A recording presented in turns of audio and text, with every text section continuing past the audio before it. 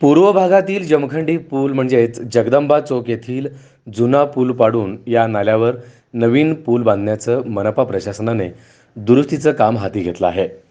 त्या सुमारे 6 महिने झाले काम पूर्ण होईना. उलट या कामामुळे भुलभाई चौक ते सिव्हिल हॉस्पिटल या मार्गावर वाहतुकीची वारंवार कोंडी होताना दिसत आहे. यामुळे अनेक अपघात होत असताना यातच भर म्हणून या दुरुस्तीच्या कामामुळे नागरिकांना सोय होण्यापेक्षा गैरसोय जास्त होत आहे.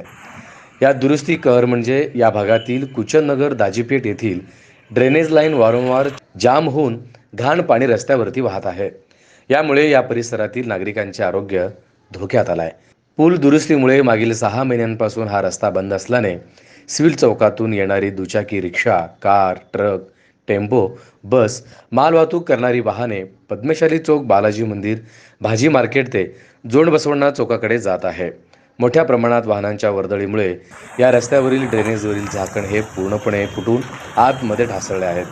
यामुळे गंभीर अपघात होण्याचे प्रशासन वाट बघत आहे का? ते वाट तर बघत नसेल ना, असे अनेक प्रश्न नागरिकांसमोर उपस्थित होत आहेत. SV न्यूज चॅनेलशी बोलताना अनेक नागरिकांनी याविषयी आपल्या समस्या मांडल्या आहेत.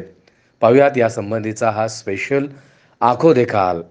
कॅमेरामन गुरुनाथ कोळीसह श्रीनिवास बोगा. आपण पाहतात जमखंडी पूल सिव्हिल चौकापासून ते भुलाबाई चौकापर्यंत जाणारा हा मुख्य रस्ता मागील 6 महिन्यापासून दुरुस्तीच्या नावाखाली पूर्णपणे रस्ता बंद आहे.